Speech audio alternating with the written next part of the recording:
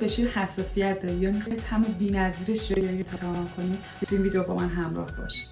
5 تا شیر گیاهی که البته 6 تاست. در ادامه متوجه میشین چرا 6 تا. یک پیمانه پودر نارگیل داخل آبی که ریز جوش میزنه به مدت 20 تا 30 دقیقه بذاریم بجوشه. بعد داخل میکسر بریزین نسبت 1:3، یعنی 1 پیمانه نارگیل 3 پیمانه آب. از آب معدنی استفاده کنید برای طعم بهتر و سبکتر. حدود 3-4 دقیقه روی دور تند. و بعد از صافی رد کنیم و با لیستک یا قاشق خوب فشار بدین که کامل شیرش در بیاد.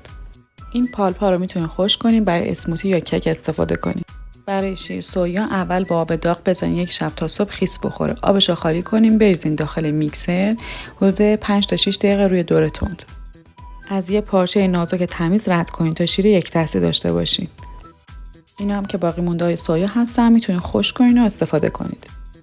برای بیرون اومدن طعم شیر سویا اونو گرمش کنین روی حرارت خیلی کم به مدت 15 تا 20 دقیقه مداوم هم بزنین که ته نگیره و نسوزه.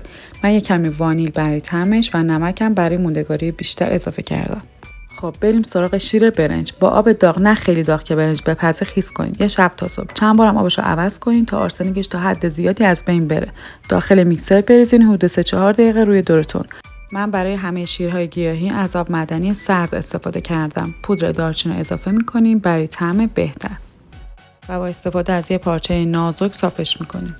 این باقی مونده‌های برنج رو میتونین خشک کنین و به عنوان تقلیص کننده توی غذاها ازش استفاده کنید.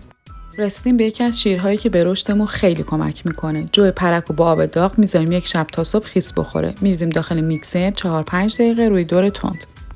و از یه صافی رد میکنم. یه بار دیگه هم صاف میکنم که کامل جو پرک ها ازش جدا بشن.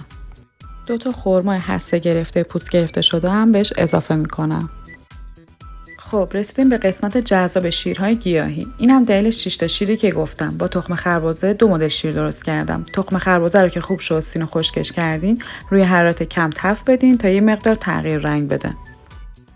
بریزین داخل میکسر حدود 5-6 دقیقه روی دور تند. من طعم این شیر رو خیلی دوست دارم. این شیر سرشار از کلسیومه. یه بار از صافی درشت و یه بارم با پارچه نازک صاف میکنیم که شیر یک دستی داشته باشیم. تخم خربزه تازه رو بریزین داخل میکسر رو حدود 5-6 دقیقه روی دور تند. و بعد با یه پارچه تمیز اون رو صافش کنید. با تخم خربزه من 2 مدل شیر درست کردم. این تخم خربزه تفت داده است که برای غذاهای مثل اشکینه مناسبه. این تخم خربزه تازه است که به عنوان شیر میتونید روزانه ازش استفاده کنید. میتونید از این شیرها به عنوان پایه استفاده بکنید و برای طعم دادن میوه، شکلات و ادویه بهش اضافه کنید. قبل از اینکه شیرهای گیاهی استفاده کنین خوب تکونشون بدین بعد بخورین. ممنون که تا آخر ویدیو همراه هم بودین. خوشحال میشم که نظراتتون رو توی کامنت با من در میون بذارین. اگر از این ویدیو خوشتون اومد لایک کنین و با زدن دکمه سابسکرایب از من حمایت کنین. دکمه زنگوله هم روشن کنین که هر موقع ویدیو جدید گذاشتم با خبر باشین.